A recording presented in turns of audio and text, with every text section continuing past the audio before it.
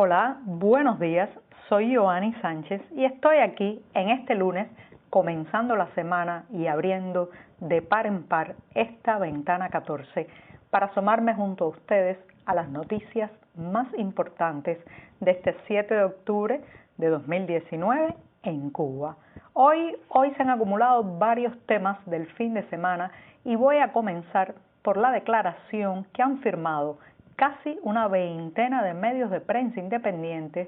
para exigir respeto y garantías a su trabajo. Por otro lado, las autoridades regulan el consumo eléctrico en los negocios privados debido a la crisis económica y ya les contaré los detalles. También Cuba ha pedido a Rusia que sus barcos militares custodien el petróleo venezolano hasta la isla, pero el Kremlin, ya verán cómo ha respondido el Kremlin. Y por último, plantar un árbol, sacarse un selfie, un proyecto para este 12 de octubre. Y bien, presentados ya los titulares, voy a pasar a revolver para tomarme el cafecito informativo. Ese que de lunes a viernes en la mañana comparto junto a ustedes, recién colado, breve, un poco amargo, como saben que me gusta a mí, pero siempre necesario. Después de este primer y largo sorbito del día, les recuerdo que pueden ampliar muchos de estos temas y de estas noticias en las páginas del diario digital 14 y medio que hacemos desde dentro de Cuba. Advertir también a nuestros lectores residentes en territorio nacional que lamentablemente tendrán que hacer uso de proxies anónimos o de servicios de VPN para saltarse la censura contra nuestro sitio en los servidores nacionales.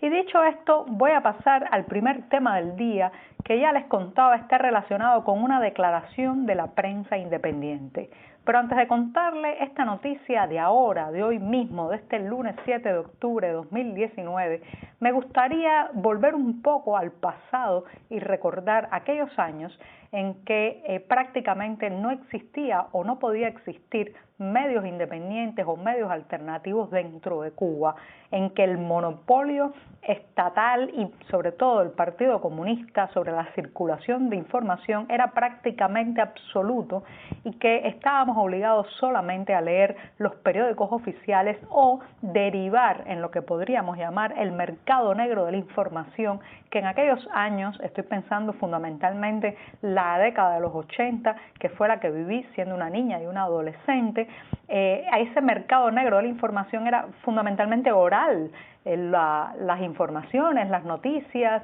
los rumores se transmitían de boca en boca, pero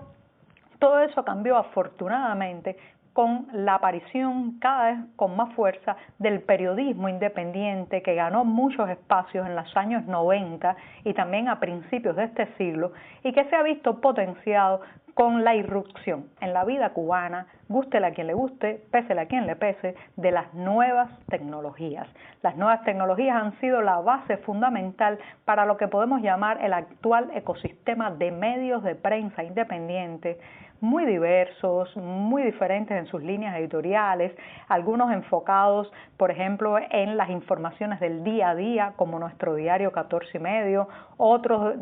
enfocados en béisbol, otros en el tratamiento a minorías, como la revista Tremenda Nota. En fin, hay un ecosistema para todos los gustos y de ese grupo de medios independientes, al menos una veintena ha firmado una declaración que ha salido hoy al unísono también en todos esos espacios digitales que denuncia ese texto la represión contra los reporteros, pero a la par demanda respeto y protección para el ejercicio del periodismo. Esta declaración sale menos de un mes después, o sea, no han pasado ni 4 semanas, de que en septiembre pues se diera a conocer otra declaración, otro documento firmado por periodistas y editores que denunciaron también las violaciones a la libertad de prensa en la isla. Y también pues se publica este nuevo texto pocos días de que un informe se diera a conocer o saliera a la luz ante la Sociedad Interamericana de Prensa, que también tocaba el tema de las presiones contra los reporteros y editores de medios independientes. El nuevo texto en cuestión, el que aparece publicado este lunes, pues decía que está firmado por casi una veintena de medios independientes y comienza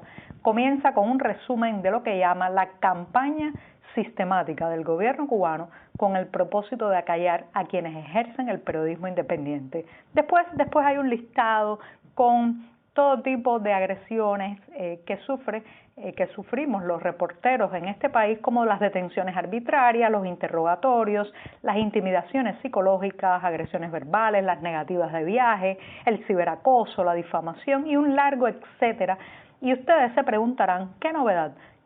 tiene este documento en relación con otras declaraciones similares que han ido apareciendo en los últimos años y sobre todo en los últimos días, como las que les he contado al inicio de esta noticia? Yo creo que la novedad radica en las exigencias. Es un documento que tiene una primera parte de descripción de la actual situación, una situación bastante asfixiante para el trabajo periodístico, pero después tiene una serie de exigencias muy bien enumeradas, donde se incluye desde la legalización de los medios independientes hasta la derogación de las leyes que coarten la libertad de expresión o de prensa. Así que les invito a leer esta declaración. También, como novedad, tiene que no está firmada por personas hasta el momento, sino que rubrican este documento los medios de prensa. Es un esfuerzo también de conciliación, de unidad en medio de un gremio bastante convulso y donde hay muchas diferencias a veces y muchos encontronazos, pues todo eso se ha puesto en pausa, en alto, para conciliar, firmar, estudiar y también pues redactar de consenso esta declaración. Así que pueden leerla en las páginas de 14 y medio y sobre todo vamos a ver si las autoridades responden de alguna manera. Hasta ahora la respuesta oficial ha sido el silencio o una vuelta de tuerca para controlar los medios, pero esta es una declaración que yo creo que va a sonar bastante, al menos en los medios que ya la han publicado hoy y en los medios y las agencias de prensa extranjeras. Así que la Plaza de la Revolución tratará de no darse por enterada, pero algo le llegará. Y bien, con esto me voy rápidamente al segundo tema del día, que tiene que ver con la crisis, la vieja crisis, la crisis crónica que vivimos los cubanos desde hace décadas, pero que en las últimas semanas se ha recrudecido por problemas en el suministro energético.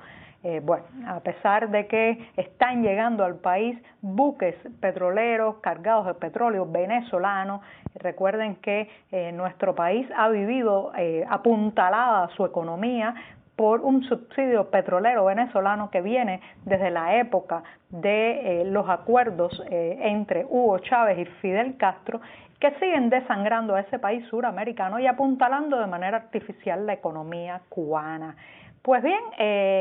a pesar de que el envío petrolero sigue, en las últimas semanas hemos vivido recortes en el transporte público, recortes también en los horarios de instituciones estatales, centros laborales estatales, y ahora parte de esas restricciones, parte de esas normativas para evitar los altos consumos de energía, pues han llegado al sector privado. Así que si usted está en La Habana o en alguna otra capital de provincia o en algún otro lugar y el propietario de un restaurante privado o paladar o la dueña de una casa de renta le pide que por favor no encienda el aire acondicionado o que no puede encender el aire acondicionado, entienda que sobre estas personas ahora mismo hay muchas presiones por parte de las autoridades locales, fundamentalmente. Estoy hablando de los consejos de administración provincial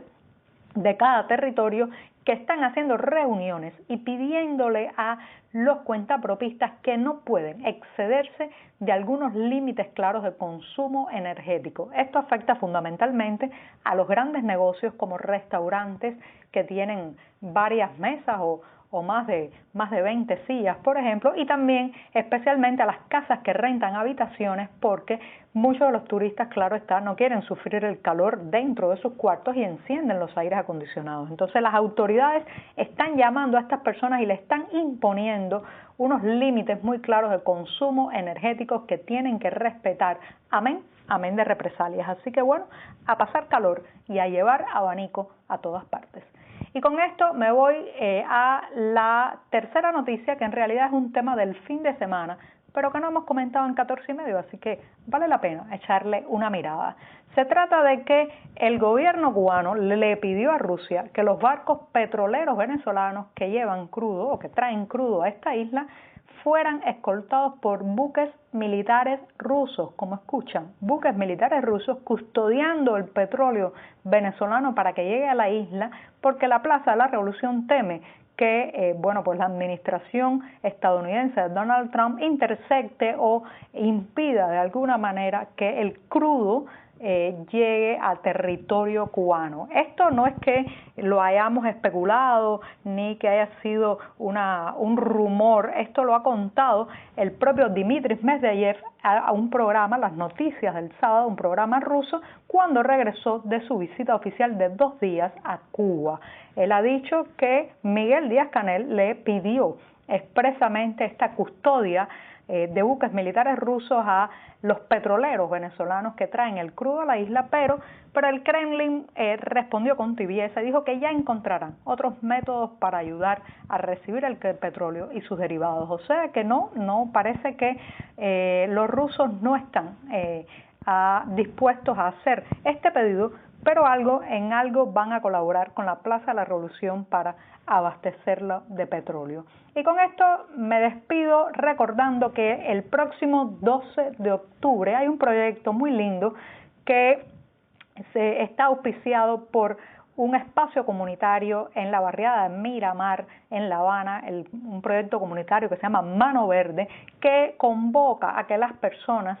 a lo largo de todo el país el 12 de octubre siembren, hagan algún tipo de siembra, puede ser un árbol, un arbusto, una planta, y bueno,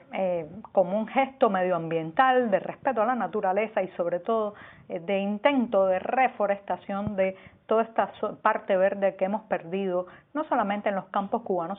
sino también en nuestras ciudades. Así que si usted tiene tiempo, el 12 de octubre, entre 10 y 10 y 30 sería lo perfecto de la mañana, siembre una planta, tómese un selfie, súbala a las redes sociales como una manera de inspirar respeto a la naturaleza y a lo verde. Pues bien, con esto me despido esta mañana.